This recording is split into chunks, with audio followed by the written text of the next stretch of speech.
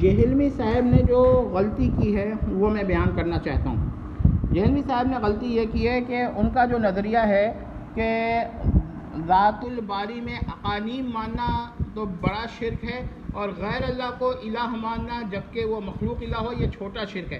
حالانکہ غیر اللہ کو الہ ماننا یہ بھی بہت بڑا شرک ہے، بلکہ مساوی درجہ ہے۔ یہ میں نے بیان کر دیا۔ اب جہلمی صاحب کے اس کھیل کا ایک جواب دینا چاہتے ہیں۔ کھیل تلعب ہے، کیونکہ آپ دیکھیں کوئی کہے میں اللہ کو مانتا ہوں خدا کو نہیں مانتا ہوں، وہ کہے کہ تو یہ آپ کہیں گے نہیں یہ کھیل کر رہا ہے، یہ ایسی بات ہے جیسے کوئی کہے کہ میں خدا کو مانتا ہوں گاڈ کو نہیں مانتا ہوں، یا گاڈ کو مانتا ہوں خدا کو نہیں مانتا ہوں۔ یہ تو ایک مثال ہو گئی۔ اب دوسری مثال لیجیے، اگر آپ سے کوئی کہے کہ میں رسول اللہ کو پیغمبر نہیں مانتا رسول مانتا ہوں، تو آپ کہیں گے نا کھیل کر رہا ہے یہ شخص۔ نعوذ باللہ، یہ تو بڑا کفریہ جملہ ہے، کیونکہ وہ رسول کا معنی پیغمبر ہے۔ اسی طرح اگر کوئی کہے میں رسول اللہ کو اپوسٹل نہیں مانتا یا میسنجر نہیں مانتا لیکن میں رسول مانتا ہوں، تو یہ بھی کافر ہو جائے گا، کیونکہ یہ کھیل کر رہا ہے۔ رسول کا معنی اپوسٹل ہے اور میسنجر ہے، تو آپ نے دیکھا کہ یہ کھیل اس طرح اور جگہ بھی چل سکتا ہے۔ ایک اور بات لیتے ہیں کہ اگر کوئی کہے کہ میں رسول اللہ کو پروفٹ نہیں مانتا نبی مانتا ہوں، تو یہ بھی کافر ہو جائے گا، کیونکہ نبی کا معنی پروفٹ ہے، یہ معنوی بات ہے۔ اب اگر کوئی وہ فرق ڈھونڈ کے نکالتا ہے تو وہ فرق جو ہے عام لوگوں کے تو ذہن میں بھی نہیں ہے، اور ہم یہ کہیں گے جس وقت وہ کہہ رہا تھا اس وقت اس کے ذہن میں بھی نہیں تھا، کیونکہ اس نے یہ کوشش کیا ہے تو یہ نکال دیا۔ اب اس کی بات یہ ہے کہ اچھا منی گاڈ پہ آپ ایک بات سنیں، وہ کوئی کہہ سکتا ہے کہ رسول اللہ کے بعد نبی تو کوئی نہیں، کسی کو نبوت تو نہیں مل سکتی، منی پروفٹ آ سکتا ہے۔ منی نبی بھی نہیں کہہ رہا، وہ کہہ رہا ہے میری پروفٹ آ سکتا ہے، اور پروفٹ کا معنی رسول نہیں ہے نبی نہیں ہے، یہ کہہ سکتا ہے وہ۔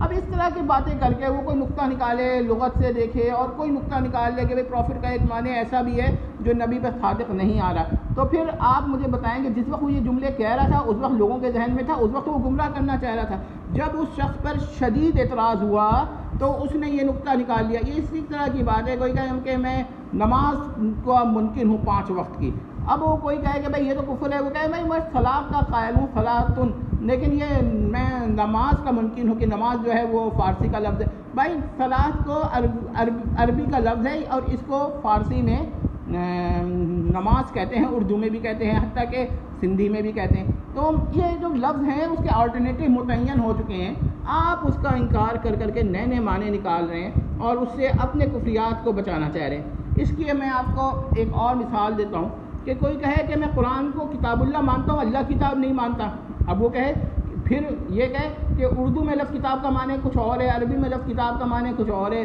اور اس وجہ سے وہ فرق کر رہا ہے، اور پھر یہ بھی کہہ سکتا ہے عربی میں مرکب اضافی اور اردو کے مرکب اضافی میں کوئی فرق بیان کر دے۔ اب اگر وہ ٹھیک ہے تب بھی غلط ہے، اگر غلط ہے تب بھی غلط ہے، کیونکہ یہ ڈھونڈ ڈھونڈ کر اس طرح کے نکات بیان کرنا یہ دین کے ساتھ تلاعب ہے، یعنی تفاعل کے وزن پر یہ کھیل ہے دین کے ساتھ۔ اور بھی مثال اگر آپ لینا چاہیں تو لے سکتے ہیں۔ مثلا اگر آپ یہ کہنا چاہتے ہیں کہ کوئی یہ کہے کہ بھائی قیامت آئے گی، ٹھیک ہے، اب آپ کہیے کہ روز محشر کو میں نہیں مانتا، قیامت کو مانتا ہوں، کیونکہ روز محشر فارسی کا لفظ ہے اور عربی کا مرکب ہے، اور فارسی اور عربی کا جو مرکب ہوتا ہے وہ غیر عربی لفظ ہوتا ہے، لہذا میں روز محشر نہیں مانتا۔ ہاں یہ کہے کہ میں فرشتوں کا قائل نہیں ہوں ملائکہ کا قائل ہوں، تو آپ کیا کہیں گے کہ یہ پاگل آدمی ہے نا، یا یہ کہیں گے بہت بڑا علمی نقطہ بیان کر رہا ہے، اور پھر وہ لغت سے لے کر فرشتہ اور عربی کے ملک اور ملائکہ کا فرق نکالنا شروع کر دے۔ بھائی اس طرح کے کھیل نہ کرے جہلمی صاحب، اور پھر وہ یہ کہے کہ بھائی وہ دعویٰ کرے کہ اچھا بھائی اپنے آپ کے بارے میں کہے کہ وہ منی پیغمبر ہے یا منی اپوسٹل ہے یا منی میسنجر ہے، اور کہے کہ بھائی میسنجر کا مطلب رسول تو ہے ہی نہیں تو اب منی کہہ رہا ہوں، تو یہ تو ہر جگہ کھیل ہو سکتا ہے۔ جہلمی صاحب نے اپنے اوپر اعتراض ہوتا ہے تو کس طرح کی نکات نکال کر اپنے آپ کا دفاع کرتے ہیں، اس سے یہ ثابت ہوا ہے کہ محترم جہلمی صاحب کا کوئی اصول قاعدہ نہیں ہے۔ اپنے اوپر اعتراض ہوگا تو پھر 1000 طریقے سے بچا لیں گے اپنے آپ کو، حالانکہ وہ بچتے نہیں ہیں۔ ذریات دین میں اس قسم کی تعویلات جائز ہی نہیں ہے، اور یہ کفر ہے ذریات دین میں، تو ہم یہ کہتے ہیں، اور شرک بھی ہے۔ تو اب آپ ان سے پوچھئے کہ جہلمی صاحب جو ہیں یہ اور جگہ اس طرح کا کھیل کھیلیں گے؟ کوئی کہے کہ میں اللہ کو رب مانتا ہوں پالنہار اور خداوند نہیں مانتا، کیونکہ رب کا ایک معنی خداوند یا پالنہار بھی ہے، تو آپ کہیں گے یہ کھیل کر رہا ہے۔ اس طرح کا کھیل کرنے کا فائدہ ہی کیا ہے؟ پھر آپ یہ کہہ دیں نا کہ عربی کی ٹرمز کا ترجمہ جائز ہی نہیں ہے کسی زبان میں. جیسے وہ لوگ کہتے ہیں کہ اللہ کو خدا کہنا ممنوع ہے، وہ بھی یہ مانتے ہیں کہ الہ کا ترجمہ جو ہے وہ خدا ہے یا گاڈ ہے، لیکن وہ کہتے ہیں کہ عربی غیر عربی لفظ استعمال نہ کریں. یہ ساری باتیں جیلمی صاحب اپنے کو دفاعی طور پر کہہ رہے ہیں. اور اس کے بارے میں یہ یاد رکھیے کہ اگر آپ نے یہاں تک بات سمجھ لی ہے تو انشاءاللہ آپ جیلمی صاحب کی اب کسی چال میں نہیں آئیں گے. ہاں کوئی خود ہی پھنسنا چاہے کہ بھائی ٹھیک ہے جیلمی صاحب ایسا کرتے ہیں وہی صحیح ہے باقی پوری دنیا غلط ہو تو اس کے لیے پھر ہم کچھ نہیں کہہ سکتے.